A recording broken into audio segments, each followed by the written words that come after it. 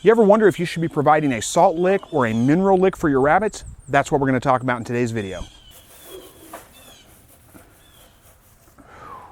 Hey guys, welcome back to another Slightly Rednecked video. Again, my name's Chris, and if you're not familiar with this channel, I help you to produce your own meat, eggs, and vegetables from your backyard, your balcony, your deck, your garage, or even a spare room in your house if that's the way you want to do it.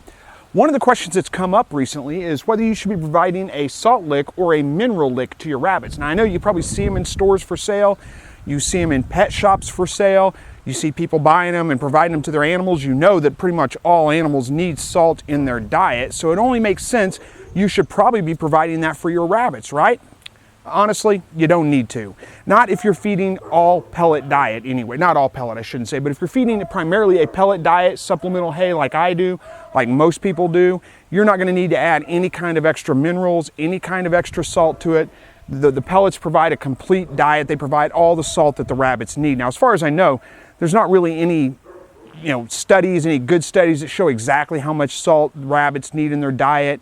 They do need some, we know that, but we don't know exactly how much they need. But again, the pellets are going to provide enough for them. You're not going to have to worry about providing any additional salt. Now, if you are feeding your rabbits primarily let's say a natural diet, so to speak, like you're feeding them, clippings from your yard and, you're growing fodder for them, some of those kinds of things, you're not feeding them pellets, then you may need to add some supplemental minerals and salt to your rabbit's diet. How much? It's hard to say. You're going to have to figure that out because it just depends on what you're feeding them, what the nutrient values of those things are. It's really much simpler to feed rabbits on pellets than it is to try to feed them on fodder and some of those kinds of things to make sure that they get a complete balanced diet. You're going to have to look up what all the different nutritional values of all those things are. And then what I would do is just compare it to a good quality rabbit pellet, figure out what % of each mineral it has in it, where you're lacking in the diet that you're feeding your rabbits, and then you'll know what you need to add to supplement them. If you do feel like you need to add a salt lick or you need to add minerals or something like that, go ahead and do that. The thing I would suggest though is watch their water intake. When you add salt licks, it is going to cause them to drink a lot more water, and you're going to have to make sure that you stay on top of giving them plenty of water. Again, they will enjoy the salt, most animals do, but it's not something that's necessary for them. I find it better just to not even bother with it because the pellets provide them really with a complete balanced diet. They don't need anything additional.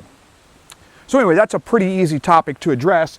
While we're talking about it, just taking a look at the rabbits here. I've got just a couple of weeks left before I need to put the nest box in for my doe here. She was bred about 2 weeks ago, so we've got about 2 weeks left, and then we'll be putting the nest box in, hopefully having a big litter of baby rabbits. My buck here, his ear mites are coming back a little bit, so I got to keep treating him. If you guys need to know how to treat that, I'll put a link to a video up here where you can go back and watch that. I've addressed that recently. It's pretty simple though. It's just a couple of drops of olive oil in his ear each day until the scabs are gone. Don't clean the scabs out. Leave them in there. They'll go away on their own.